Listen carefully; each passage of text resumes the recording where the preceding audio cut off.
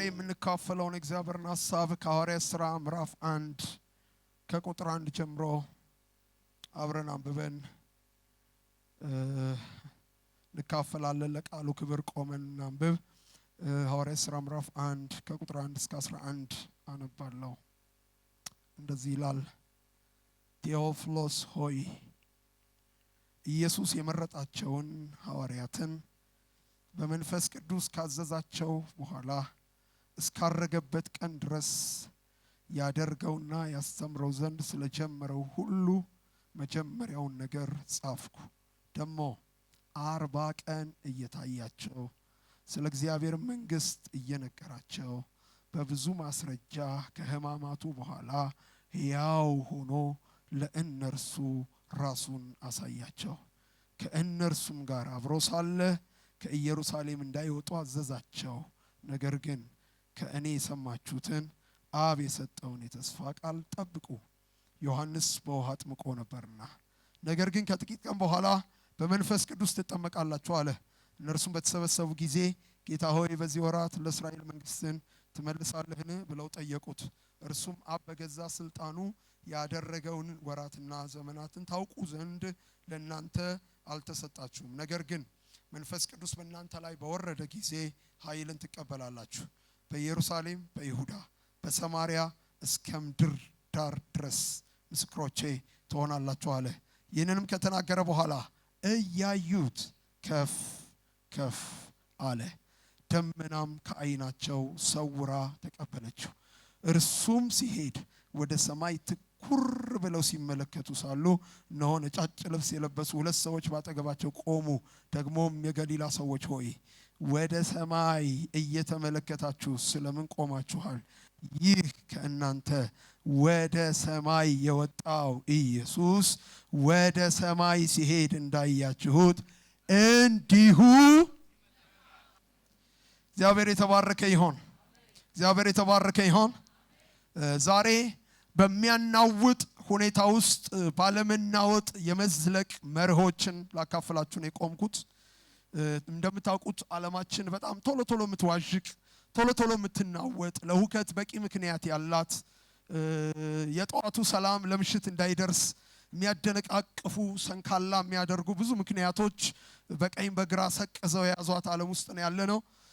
ቶሎ ቶሎ ተስፋ እንድንቆርጥ፣ ቶሎ ቶሎ ልባችን እንዲወርድ፣ ቶሎ ቶሎ ተስፋ እንዳይታየን፣ ቶሎ ቶሎ ወደፊት ማሰብ እንዳንችል፣ ነገር የመጨረሻ እንዲሆን እንድናስብ የሚያስገድዱና ጫና የሚፈጥሩ ነገሮች በሕይወታችን ዙሪያ በርክተዋሉና እነዚህን ሁኔታዎች ተሻግረን፣ እነዚህን ሁኔታዎች አልፈን እንደገና በጽናት እንድንዘልቅ፣ እንደገና ባለመናወጥ እንድናገለግል፣ እንደገና ባለመናወጥ መንፈሳዊነትን እንድንጠብቅ የሚያደርጉ መርሆችን ከዚህ የመጽሐፍ ክፍል በመነሳት ላካፈላችሁ ወዳለሁኝ።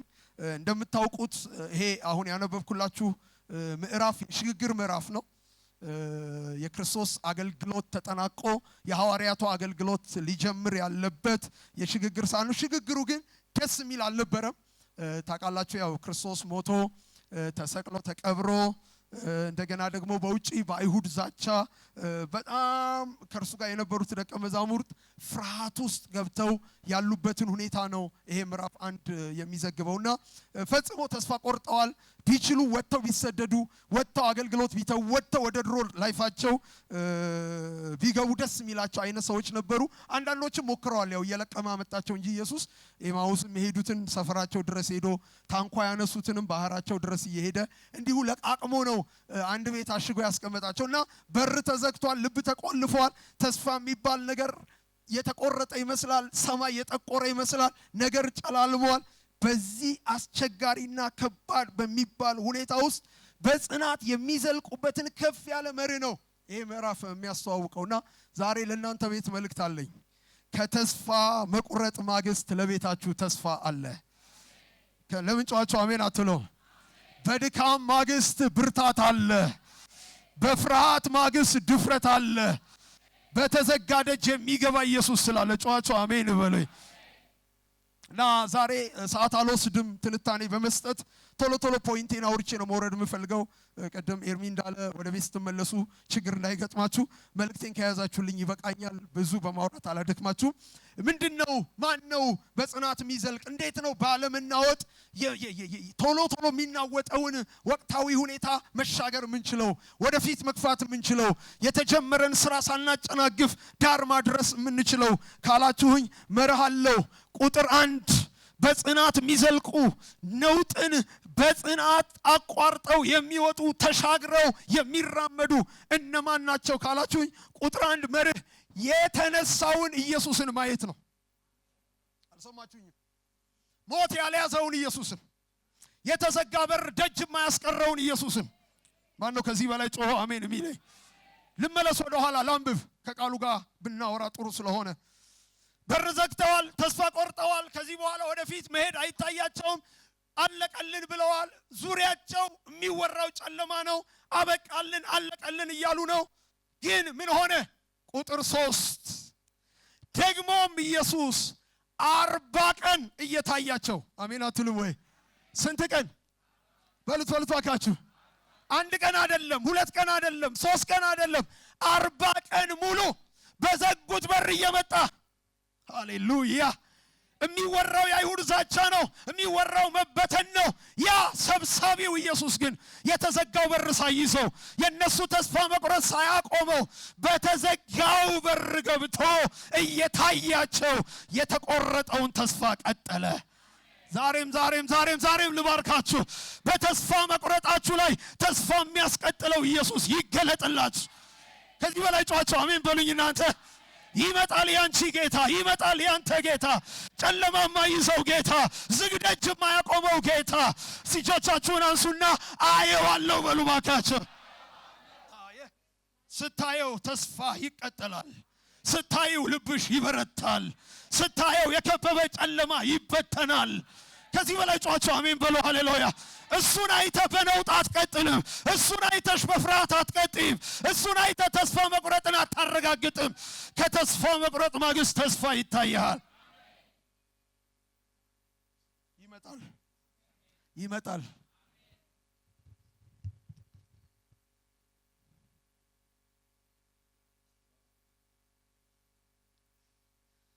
40 ቀን እየታያቸው ስለ እግዚአብሔር መንግስት እየነገራቸው በብዙ ማስረጃ ከሕማማቱ በኋላ ሕያው ሆኖ ለእነርሱ ራሱን አሳያቸው ይላል።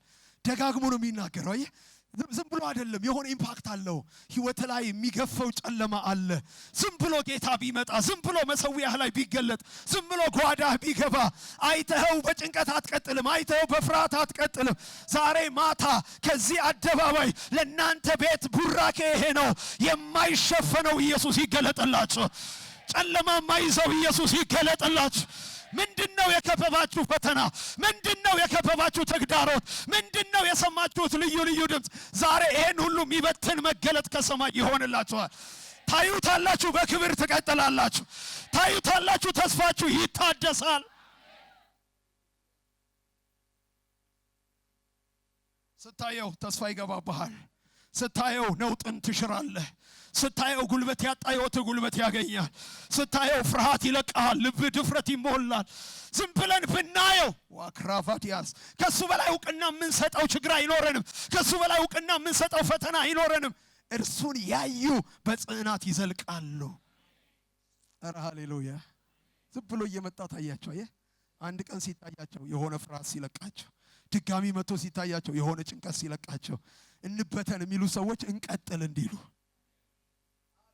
ኧረ ሃሌሉያ፣ ኧረ ሃሌሉያ። ታውቃላችሁ ከኛ ይልቅ ስለ እይታ የገባው ጠላት ይመስለኛል። ብዙ ጊዜ ብዙ ነገራችሁን የሚያውከው የሆነ ነገር እያሳያችሁ ነው። ትዝ ይላችኋል ጎልያድ ያን ከባድ የሆነ አገራዊ ጦርነት የተቆጣጠረው በእይታ ምንም አትነካ 40 ቀን ሙሉ እየመጣ ይታያቸው ነበር ይላል። ይሄም 40 ቀን ነው፣ ያም 40 ቀን።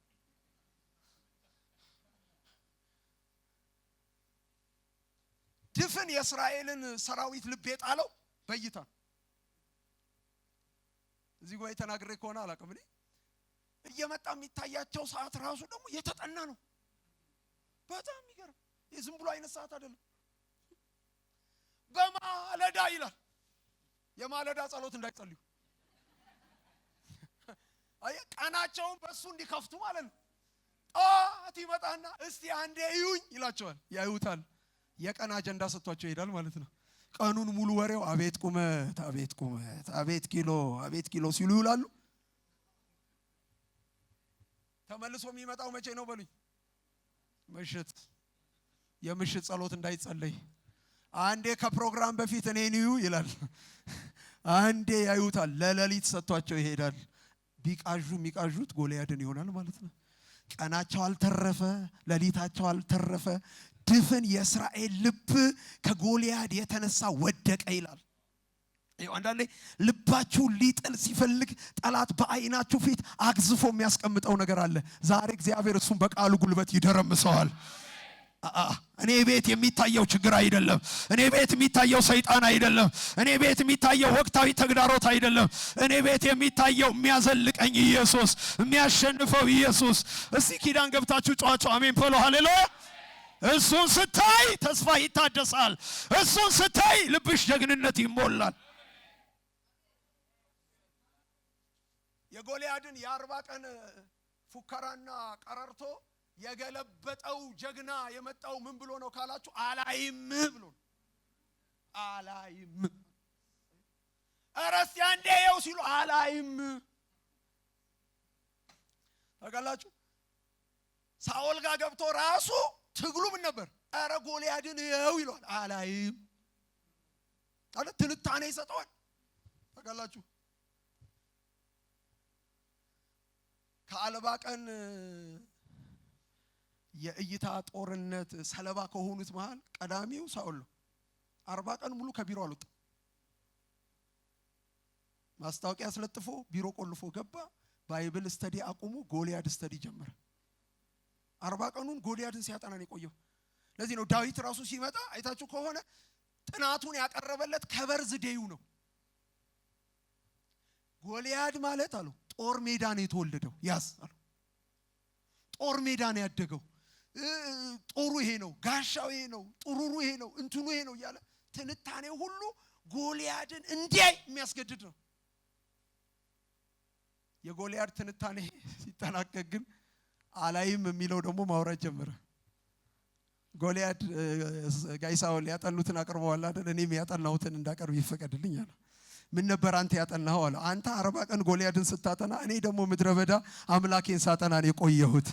ይሄ እግዚአብሔር ደግሞ ለኔ ጽሁፍ አይደለም፣ በአካል መጥቶ ተገልጦ በስራው ያየሁት አምላክ ነው። ያንተ አምላክ እንዴት ነው ሲለው እንዲህ አለ። በምድረ በዳ ከብቶቼን እጠብቅ ነበር። ከብቶቼን ስጠብቅ አንበሳው ይመጣ ነበር፣ ድቡ ይመጣ ነበር፣ አንዳንዶችን ይወስድ ነበር፣ ጉሮሮውን ይይዝ ነበር፣ የያዘውን አስተፋ ነበር። ከአንበሳውና ከድቡ እጅ ያዳነኝ እግዚአብሔር። እስቲ ጫዋቸው አሜን በሉ። ሃሌሉያ። ከዚህ ካልተገረዘ ፍልስጤማዊ ሊያድነኝ ይችላል። አቦ ልመርቃችሁ፣ እናንተ ቤት እግዚአብሔር ይታይላችሁ። እሱን ካየህ በሚያናውጠው መሃል ትረጋጋለህ። እሱን ካየህ ሽንፈት ሲወራ ድል ታወራለህ። እሱን ካየህ በወደቀ ልብ መሃል ልብ አንሺ ሆነ ትገለጣለህ። ይሁንልኝ የሚል አንድ ጀግና ጮሆ አሜን ይበል። ድጋሚ ልመርቃችሁ፣ እንደገና ይታይላችሁ፣ እየደገመ ይታይላችሁ፣ እየደገመ ይገለጥላችሁ። ከዚህ በላይ ጮኻችሁ አሜን በሉ። ሃሌሉያ። ስታየው የሚለቅህ ነገር አለ። መርቁልኝ እስቲ አጠገባችሁ ያለው ሰው እየደገመ ይገለጥልህ በሉት። እየደገመ በፍርሃትህ ላይ፣ በጭንቀትህ ላይ፣ በስጋትህ ላይ፣ በከበባው ላይ፣ በሰልፉ መሃል፣ በተግዳሮትህ ላይ ማነው ከኔ ጋር ጮሆ አሜን አሜን የሚል? ይገለጥላችሁ።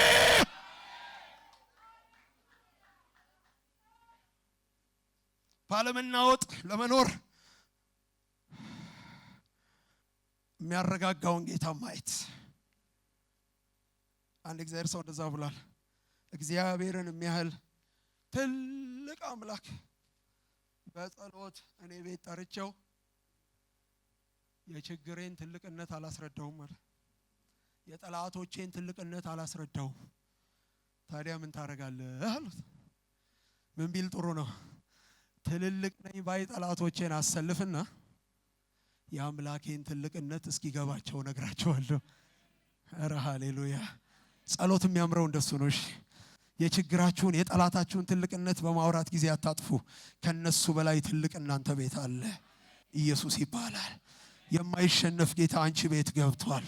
የማይሸነፍ ጌታ አንተ ቤት ገብቷል። እሱን ማየት ደጋግማችሁ ያያችሁት ነገር ይወርሳችኋል። ደጋግማችሁ ኢየሱስን ማየት ይሁንላችሁ። ደጋግማችሁ ኢየሱስን ማየት ይሁንላችሁ። ሁለተኛው ልናገር፣ በሚያናውጥ ሁኔታ ውስጥ ባለመናወጥ ለመቀጠል ሁለተኛው መርህ በእግዚአብሔር መንግስት ቅኝት ውስጥ መኖር።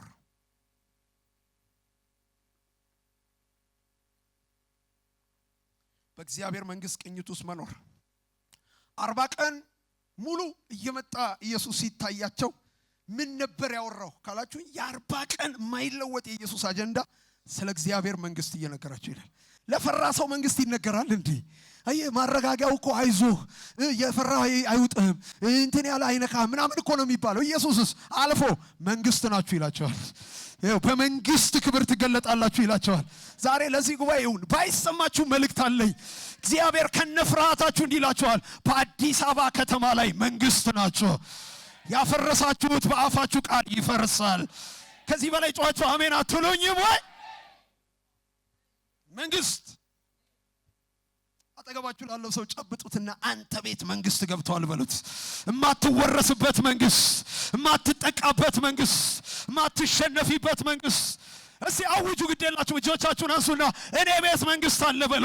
እኔ ቤት መንግስት አለ፣ ገዢ መንግስት አለ፣ ማይሸነፍ መንግስት አለ፣ የሚወርስ መንግስት አለ፣ የሚገዛ መንግስት አለ። አቦ ዛሬ ልመርቃችሁ፣ የመንግስቱ ክብር ይገለጥላችሁ። ስለ እግዚአብሔር መንግስት እየነገራቸው ኧረ ሃሌሉያ! ያናወጠህን መንግስት የሚያስረሳህ የሚያረጋጋው መንግስት እየነገረህ ነው። ሃሌሉያ! ጥሩልኝ ለነውጣችሁ ምክንያት የሆነው መንግስት። ከሱ በላይ ገዢ መንግስት አለ። የእግዚአብሔር መንግስት ሁሉን ትገዛለች። አሜን አትልም ወይ? አሜን አትልም ወይ? መልእክት አለኝ። መንግስት ይዛችሁ አትሸነፉም። መንግስት ይዛችሁ አትዋረዱም። መንግስት ይዛችሁ አትጨነግፉም። ማን ነው ከዚህ በላይ ጮሆ አሜን ማለት የሚችል?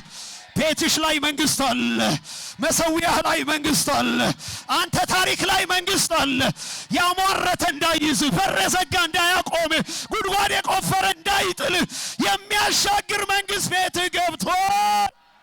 መንግስት አለ። አሜን አሜን። ህገወጥ መንግስት በማወጅ ጊዜ አታጥፉ። ህጋዊውን መንግስት እያወጃችሁ ዝለቁ።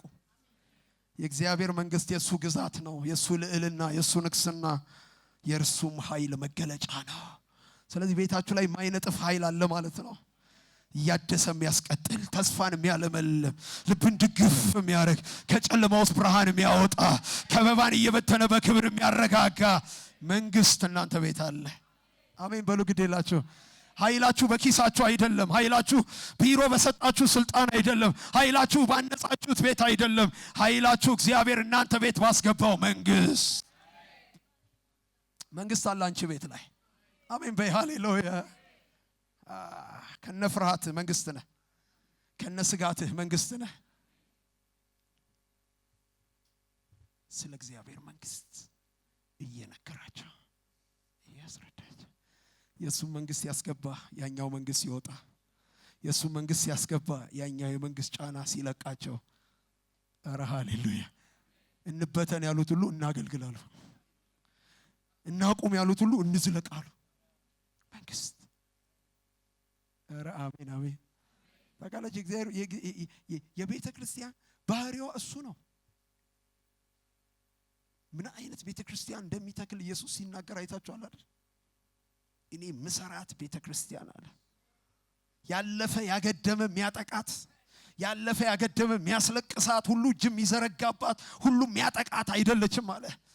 የገሃነም ደጅ ድረስ ምትሄድ፣ ዋው በራቸው ድረስ ምትሄድ፣ ግዛታቸው ድረስ ምትሄድ፣ ሄዳ ደግሞስ የገሃነም ደጆች የማይችሏት። እስቲ ካመናችሁ ጮኻችሁ አሜን በሉ። ሃሌሉያ። በደጇ የምትከላከል አይደለም፣ በደጃቸው ጥቃት የምታደርስ ተከላካይ ሳትሆን አጥቂ መንግስት ናት።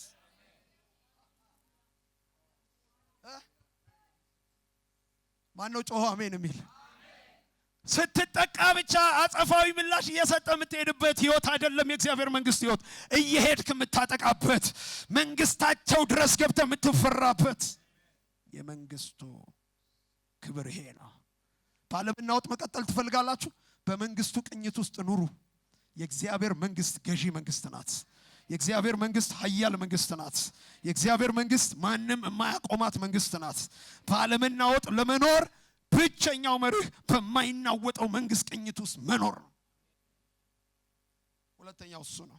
ሶስተኛው ልለፍ ሰዓት ስለሌለኝ ይህንን እንደ ሶስተኛ ያዙልኝ። በመንፈስ ቅዱስ ኃይል እየተሞሉ መመላለስ።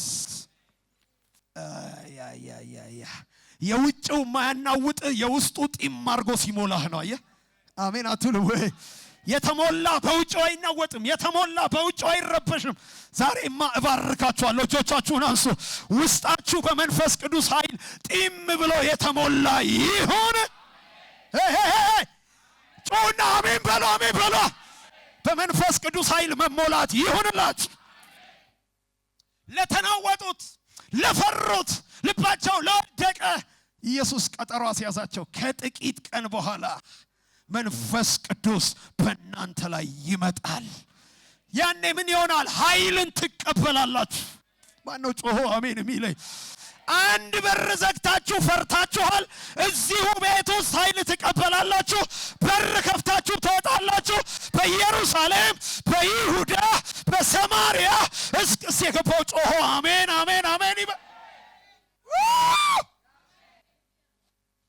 ለአንድ ቤት የፈሩትን፣ ለአንድ ቤት በር ዘግተው የተቀመጡትን ኢየሱስ እንዲህ አለ፣ ለዓለም አረጋችኋለሁ አላችሁ። እየፈራችሁ ገብታችሁ በር ቆልፋችኋል። ኃይል እየለበሳችሁ በር እየከፈታችሁ ትወጣላችሁ አላችሁ። ኃይል ሲመጣ የፈራው ደፋር ይሆናል። ኃይል ሲመጣ የተናወጠው አናዋጭ ይሆናል። ኃይል ሲመጣ ጉልበት ያጣው ጉልበት ያገኛል። ዛሬማ ባርካችኋለሁ። ኃይል ይውረድባችሁ። ኃይልን መሞላት ይሁንላችሁ። ይሄን ኃይል የተሞላ ሰው ማን ያቆመዋል?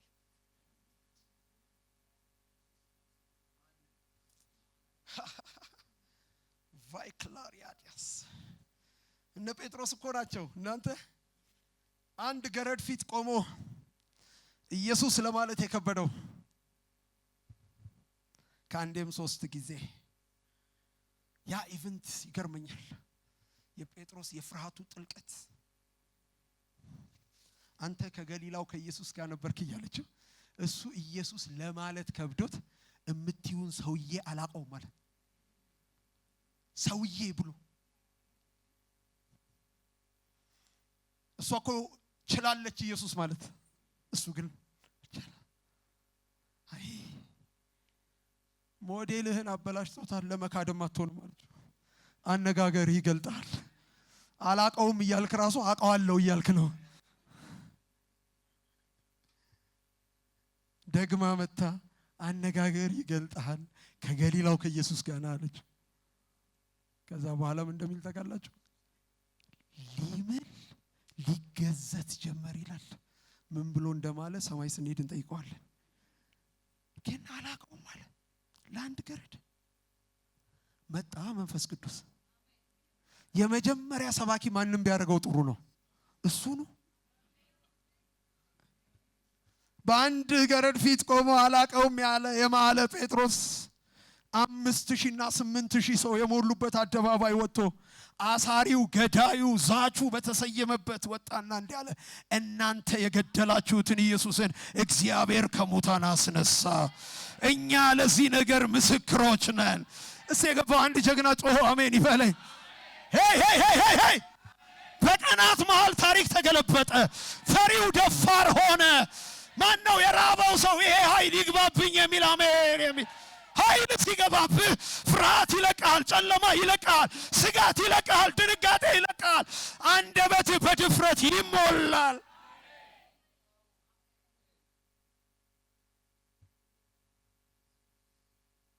በቃ ጀመሩ ማለት ጀመሩ።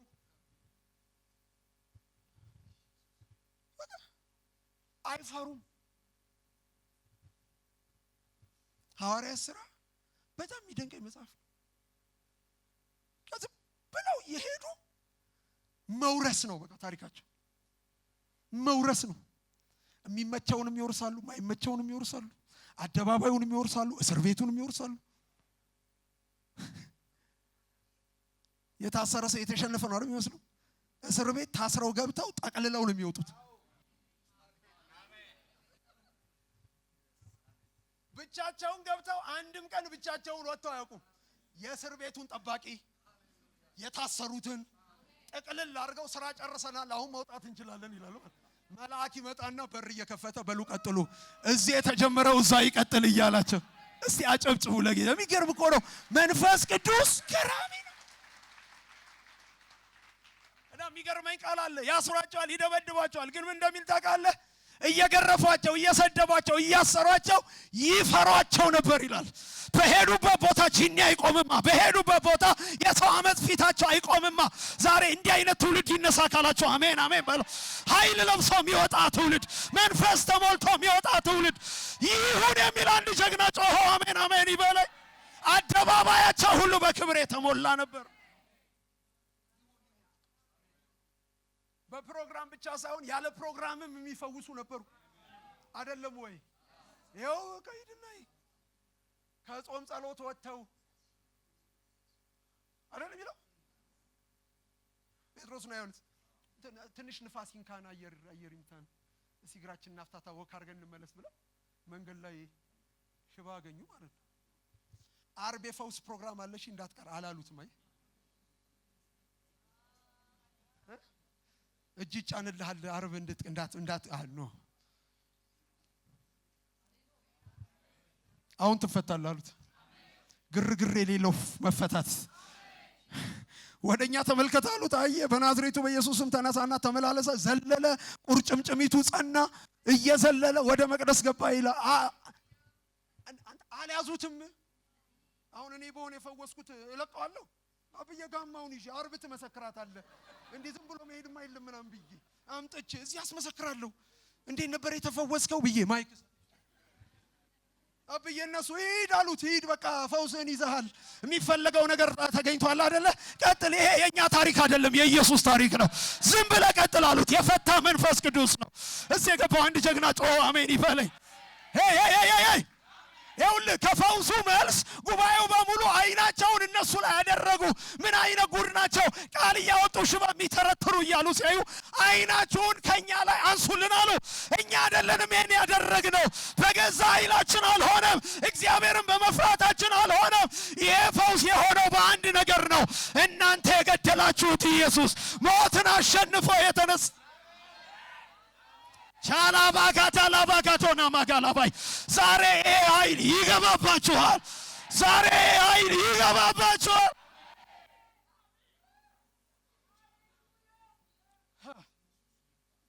እኔ የሚገርመኝ ሐዋርያቱ ብቻ መሰላችሁ? እነሱ ያገለገላቸው ደቀ መዛሙርት ራሳቸው የሚገርሙ ናቸው እኮ ምእመናን። ይኸውልህ ላሳይ እስከ ምዕራፍ 7 ድረስ የእንቅስቃሴው ፊተኛ ሆኖ የምታገኟቸው ሐዋርያቱን ነው። ምዕራፍ 8 ላይ ግን ስደት ጀመረ። እስጢፋኖስ ተገደለ፣ ስደት መጣ፣ ቅዱሳን ከኢየሩሳሌም ከይሁዳ ተበተኑ። ከዛ ደስ ይለኛል ምዕራፍ 8 ቁጥር 1 ከዋና ዋናዎቹ ሐዋርያት በስተቀር አማኞች ተሰደዱ፣ ወደ ሰማርያም ገቡ፣ በታላቅ ኃይል ክርስቶስን ሰበኩ። ጠንቋዮች መጽሐፋቸውን በአደባባይ እያወጡ አቃጠሉ። አጋንንቶች ከሰዎች የጮሁ ይወጡ ነበር። በሽተኞች ይፈወሱ ነበር። ድፍን ሰማርያ ከተማ በምእመናን ወንጌል ተገለበጠች። አቤት አቤት አቤት አቤት! ስማና አሜን በል አንተ። ስም ያለው ሐዋርያ አይደለም ሰማርያን የደረሰው። ስም የሌላቸው ታይትል የሌላቸው ኖ ታይትል ምእመን። ያውም የተመቸው ምእመን መሰለ ተሰዶ የሄደ ምእመን በታላቅ ድፍረት ወንጌል ሰበኩ። ምን እንደሚል ታውቃለህ? ከተማዋም ታላቅ ደስታ ሞላባት ይላል። ጫፍና ጫፉ ኢየሱስ ሆነ ማለት ነው። እስቲ ልባርካችሁ፣ ስትወጡ ኃይል ለብሶ መውጣት ይሁንላችሁ። ገለባበጧት በቃ። እነ ሲሞን እጅ ሰጡ። የጠንቋዮች መጽሐፍ ተቃጠለ። አጋንንት እየጮኸ ወጣ። በሽተኛ ተፈወሰ። ሁሉም በወንጌል ተደረሰ። ሲጠቀልሉ አገልግሎት ሲጠናቀቅ ለሐዋርያቱ ደወሉላቸው። ሚሽን አኮምፕሊሽ አሉ። ሰማርያን በወንጌል ጠቅልለን አሸንፈን ወርሰናታል። እኛ ያለ ታይትል ወንጌል ሰብከናል። እናንተ በታይትል ኑና አጥምቋት። ወንጌል ያለ ታይትል፣ ጥምቀት በታይትል አሉ።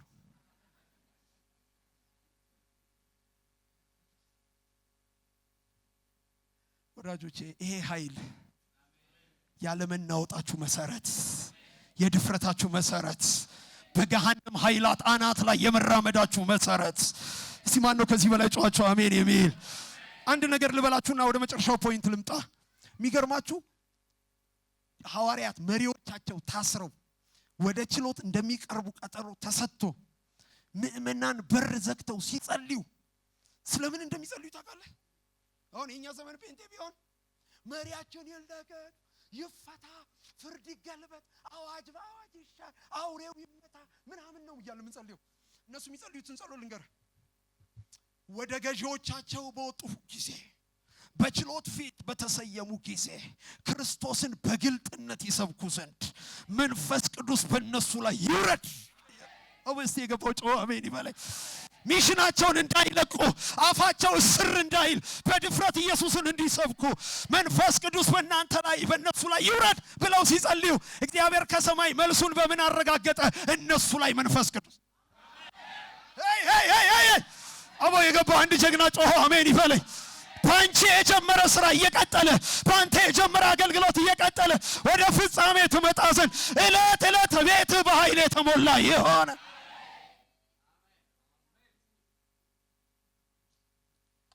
አራተኛና የመጨረሻ መልእክቴን በዚህ ልዝጋ። ባለመናወጥ መኖር ትፈልጋላችሁ? በድል መዝለቅ ትፈልጋላችሁ? ጌታን ማየት፣ በመንግስቱ ቅኝት መኖር፣ በመንፈስ ቅዱስ ኃይል እየተሞሉ መመላለስ። አራተኛ የጌታን ዳግመኛ መመለስ እያሰቡ በአገልግሎት መቀጠል። አሜን ብሎ ሃሌሉያ። ይመጣል እያሉ መኖር፣ ይመጣል እያሉ መኖር። ይመጣል፣ ሊቀር አልሄድም። አሸንፎ ወጥቷል። ድል ነሽ ሆኖ ይመለሳል። ሊወስደን ይመጣል። ሊያሳርፈን ይመጣል። ታሪካችንን በክብር ሊቋጨው ይመጣል።